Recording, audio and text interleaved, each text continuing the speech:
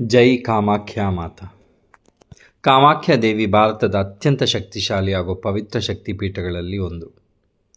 51 ಶಕ್ತಿಪೀಠಗಳಲ್ಲಿ ಅತ್ಯಂತ ಪ್ರಮುಖವಾದ ಪೀಠ ಎಂದು ಪೂಜಿಸಲ್ಪಡುತ್ತದೆ.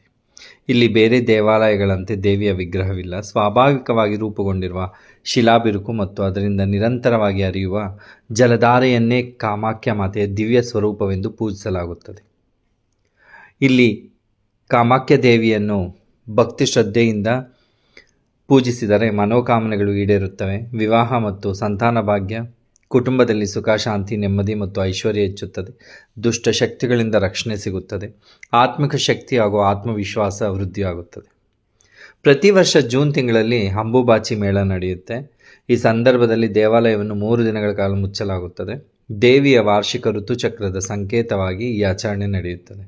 ನಂತರ ದೇವಾಲಯವು ತೆರೆದಾಗ ಭಕ್ತರಿಗೆ ಪವಿತ್ರ ರಕ್ತವಸ್ತ್ರ, ಕೆಂಪು ಬಟ್ಟೆ ಮತ್ತು ಪವಿತ್ರ ಜಲ ಪ್ರಸಾದವಾಗಿ ನೀಡಲಾಗುತ್ತದೆ. ನನಗೆ ಈ ಕಾಮಾಖ್ಯ ಮಾತೆಯ ದರ್ಶನ ಪಡೆಯುವ ಭಾಗ್ಯ ಈ ಸಾರಿ ಆಗಲಿಲ್ಲ. ಆದರೂ ತಾಯಿ ತನ್ನ ಕೃಪೆಯಿಂದ ಪವಿತ್ರ ರಕ್ತವಸ್ತ್ರ, ಪ್ರಸಾದ ಮತ್ತು ಕುಂಕುಮವನ್ನು ನನ್ನ ಮನೆಗೆ ತಲುಪಿಸಿದ್ದಾಳೆ. ಇದು ನನ್ನ ಜೀವನದ ಅತ್ಯಂತ ಅಮೂಲ್ಯ ಆಶೀರ್ವಾದಗಳಲ್ಲಿ ಒಂದಾಗಿದೆ. ಕಾಮಾಖ್ಯ ತಾಯಿಯ ಅಪಾರ ಕೃಪೆಗೆ ನಾನು ಅನಂತ ಕೃತಜ್ಞನು ಹಾಗೂ ನಿಜವಾಗಿ ಅದೃಷ್ಟ. ಜೈ ಕಾಮಾಖ್ಯ.